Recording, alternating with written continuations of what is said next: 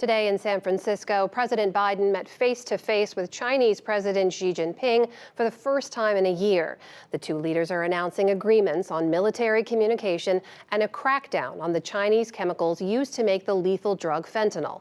But as Nick Schifrin reports from the summit site, the goal was less about breakthroughs and more about stabilizing a troubled relationship. President Biden. Today, in a handshake It's a great honor and a 4-hour summit, the leaders of the world's largest economies, most advanced militaries, and most consequential competition said they wanted their relationship to be stable. It is paramount that you and I understand each other clearly, leader to leader, with no misconceptions or miscommunication. We have to ensure that competition does not veer into conflict. I'm still of the view that major country competition is not the prevailing trend of current times and cannot solve the problems facing China and the United States or the world at large. The two sides are agreeing to what a senior U.S. official called a comprehensive set of military communications. Secretary of Defense Lloyd Austin with his Chinese counterpart, a job currently empty. The top U.S. Indo-Pacific military commander with his counterpart, and working-level groups to discuss operational safety. The idea is to ensure communication, even in crisis. The U.S. believes close calls between Chinese and American ships.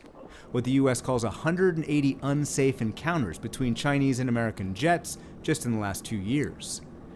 And the actual collisions of Chinese ships with Filipino boats in the South China Sea could cause a crisis. It is not the moon. The lack of communication has already caused concern. A senior U.S. official said when the Chinese spy balloon crossed the U.S. earlier this year, quote, "We had no way to really communicate with the Chinese." The way I think about the Mil-Mil relationship is that it's a necessary but not sufficient condition for managing strategic competition. Evan Medeiros was President Obama's top National Security Council official for Asia. He calls better communications important, but warns China views them differently than the U.S. And they're skeptical of it, which is one of the reasons why they're so quick to cancel it. I think that they think, in particular, the crisis management part of the military-to-military channels are just a way for the Americans to create the conditions for them to push China even more. Biden and Xi are also announcing steps to try and limit the proliferation of fentanyl, 100 times more potent than morphine and linked to hundreds of thousands of American deaths. Fentanyl is made from chemicals in China, exported to Latin American cartels that convert them to drugs. A senior U.S. official says Beijing is making, quote, deeply consequential decisions, although Beijing has made previous promises on fentanyl. In exchange, the U.S. is reportedly lifting sanctions on an arm of China's Ministry of Public Security. But U.S.-China divisions remain, most notably over Taiwan. Taipei confirmed for the first time this week the U.S. was helping Taiwan train to defend the island. Beijing considers Taipei a breakaway province and has increased its military intimidation.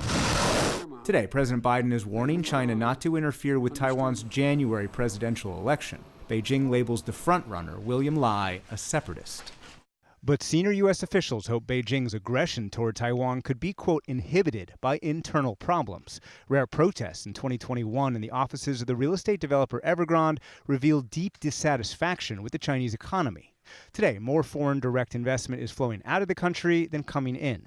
It's a sign international investors are concerned by Beijing's economic management, targeting of Western firms and their employees, and rising labor costs, says lawyer John Ramig, who specializes in international business. A few years ago, everyone believed that to be competitive, you had to have a presence in China. Today, I haven't had anyone come to me, honestly, for 3 years, asking could you help me make an investment into China? U.S. officials believe that trend has helped lead to a Chinese charm offensive ahead of the summit, including a recent English-language article in state-run Xinhua, featuring Xi Jinping's decade-old interest in, quote, friendship with America. Xi is expected to take that message to American CEOs tonight. He will tell them China is still a good investment.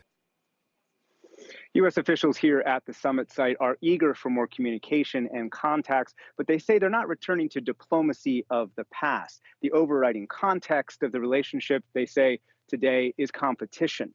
The administration's critics today said that this kind of engagement reinforces rather than resolves China's coercive behavior.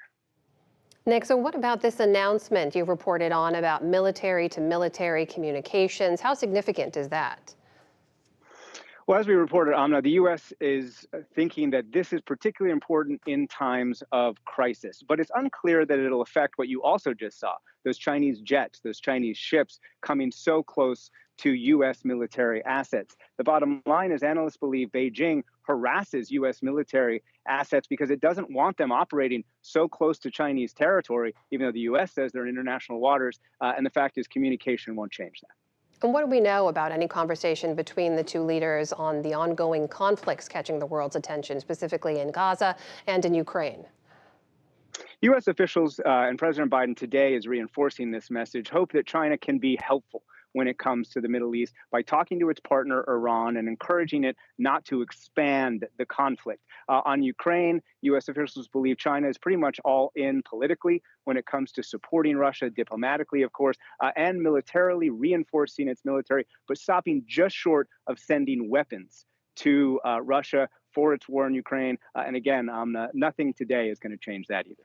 Nick, you also reported that, particularly on Taiwan, there are still divisions between the two nations. Is there anything being discussed that could bridge that gap?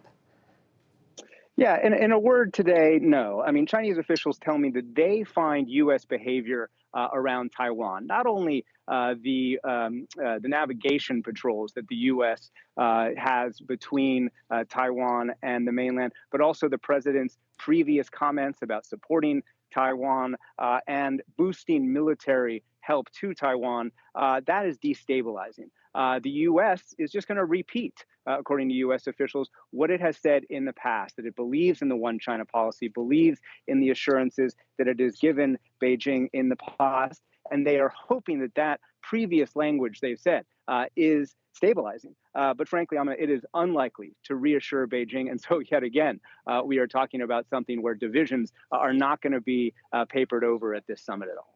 Finally, Nick, we know that Xi Jinping's arrival was met with a number of protests in and around San Francisco. Do we know if the Chinese leader saw any of those? It's a good question, Amna. I don't know if he saw them personally, but Chinese diplomats took pains, according to U.S. officials, before the arrival to make sure that they asked U.S. officials exactly what Xi Jinping would see looking out of his windows going to each of these events. And as an aside, our bus actually had to go around protests outside this summit site, which is completely locked down. There is, of course, inordinate focus in the Chinese system on the leader, on Xi Jinping, but Xi especially has consolidated control. U.S. officials believe that he really is making his own judgment. And that makes this kind of high-level diplomacy today, this kind of summit, all the more important and all the more reminiscent, frankly, of early Cold War diplomacy between the United States and the Soviet Union, Amna. Nick Schifrin reporting for us tonight from San Francisco. Nick, thank you. Good to see you. Thanks.